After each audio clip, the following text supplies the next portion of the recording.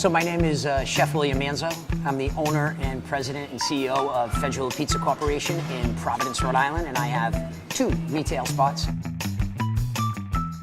Everyone within my dad's side of the family were just unbelievable chefs, like distant old school uncles were the 2 chefs that opened up 4 of the most popular restaurants on Federal Hill back in the day, historical Federal Hill.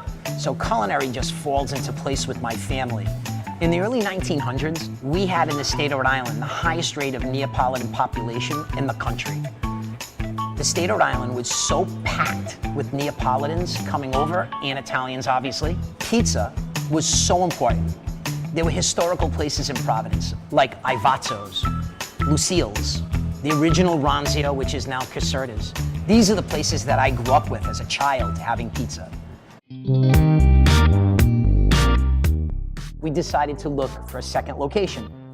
So at that time, we immediately went to my POS system. We pulled up our analytic information, and it literally told us, without hesitation, where we should put our second location.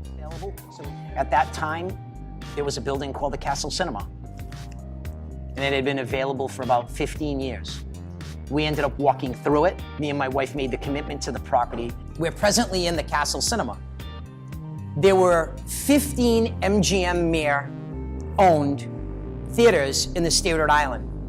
This being one of them. It's rumored that Annie Oakley actually played here, and they actually brought alive her horse in the movie theater. In the New England area, the cowboy and Indian type vaudeville shows were very popular. But as you know, once MGM got involved with these buildings all across the country, they immediately went into film and movies. It's a movie theater, so they always had promotion posters.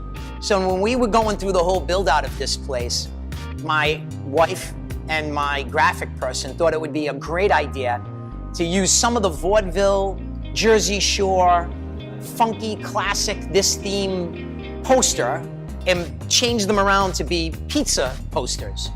A lot of people say, are those original? Until they read them and they say, oh my God, they're like recreations. After we purchased the building, I thought it was very, very important, if I had the opportunity, to open up and be a brat and have my own dough ball room.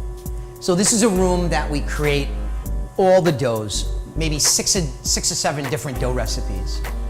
We have a corkscrew, bowl moves, beautiful mixer, and then this mixer is my Sotto Via. This mixer, as far as I'm concerned, is probably one of the best mixers in the world for pizza dough recipe. And what happens is the bowl moves, but the double arms that you see move act like human arms, and they actually pull the dough away from the bowl, keeping the dough very cool, and also building that gluten web. Very slow but sure and controllable. But the room itself is really cool because we can come in here, it's about 700 square feet. We strictly flour and dough, water, yeast, salt, etc., etc. And it's really helpful. So the pizza that you're looking at right now is El Taglio. It's made in a blue steel pan that I had made. Blue steel is not presently used anymore. Most of the time they use an aluminum. But I had my pans made about 12 years ago.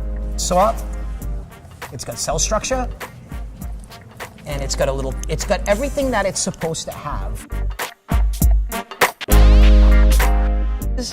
It's the buffalo, and what makes the dough and everything so cool is that. So the dough is so soft that you can do that. You can roll it, it doesn't crack.